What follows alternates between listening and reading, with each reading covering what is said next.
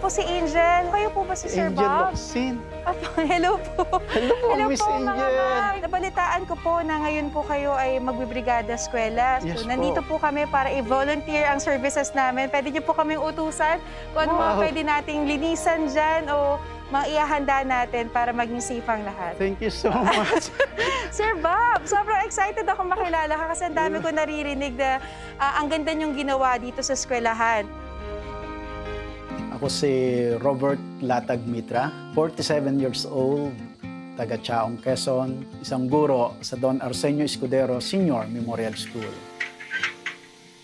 Hindi ako taga rito, 3 years lang ako, pero within that 3 years ay kilala ko na lahat yung sitwasyon dito sa paligid.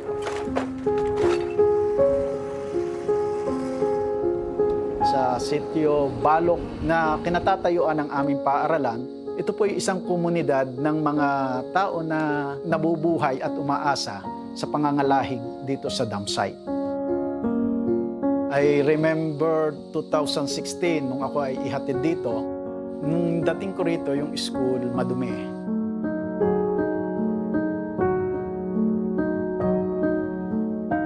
Nung mga panahon ngayon talagang masangsang ang amoy. Even yung mga bata, mga pagpinawis, may kaunting sipon, talagang dinadapuan ng langaw.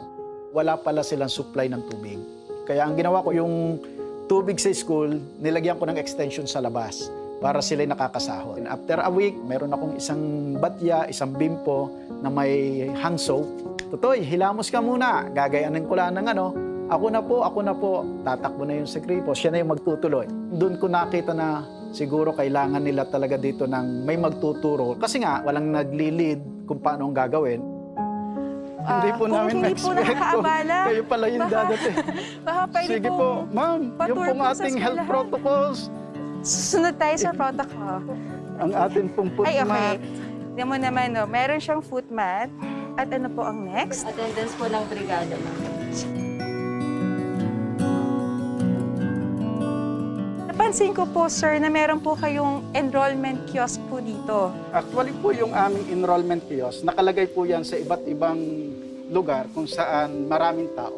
So dito po sa paaralan, merong isa, doon po sa may basurahan, meron din isa, meron din po sa may bundok. Ang mga nanay, diyan kukuha ng enrollment form. Pagkatapos po nilang mag-fill out, yan, ihuhulog nila diyan. Then, ina-harvest ko, then idinidistribute ko po sa mga teacher para sila naman yung mag-online enrollment. Kasi po yung ating community, hindi po tayo abot ng electricity. Ang community namin ay gumagamit pa rin ng traditional system natin na gasera. Yung sinisindihan sa gabi para ang batay makapag-aral. Pansin ko nga wala tayong signal dito sa lugar nyo. Ang ating pong cellphone dito ay mahinang makasagap. Hanap ka po ng lugar, aakyat ka doon sa medyo itaas para makakontak ka sa bayan o kung saan man. So, ang pumapatak po sa ating eskwelahan, since ito ay malayo sa kabayanan, hindi abot ng internet, ng kuryente, kami po dito ay modular. Printed modules po na rekomendasyon po ng DepEd. Ng DepEd.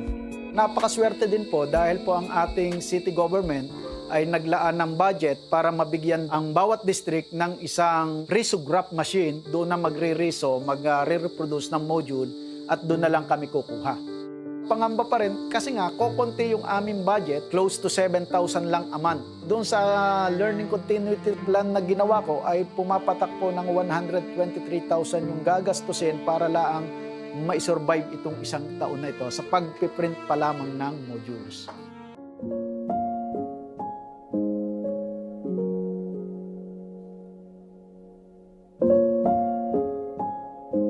Habang bumabiyahe po ako dito, sabi ko, ang ganda naman ng lugar na to. And then pagtingin ko sa kanan ko, nakita ko ito. Ano hong pakiramdam nyo nung pagdating nyo? Yan po ang unang nakita nyo dito. Talagang sabi ko ngayon nakakadurog ng puso. Yan po ang ikinabubuhay ng mga dito sa Balok. Yung pala yung kwento, kaya pala nagka-school dahil ng dam site. Well, nung umpisa, kada uuwi ako, talagang isabog ang luha ko. Abot tanaw mo ang bayan ng San Pablo. Naiyak ako. Sorry ha. Medyo emotional ako pagdating doon sa paaralan.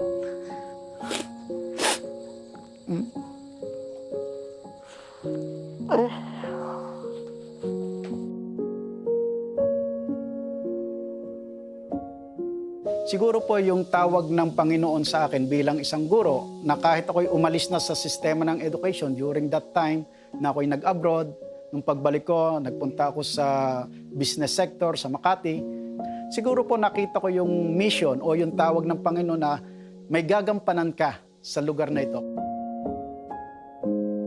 Nakita ko yung mga bata, yung mga magulang, na talagang pagkadampot ng pagkain sa basurahan, pipispisin lang, minsan isusubo na. Pagpag.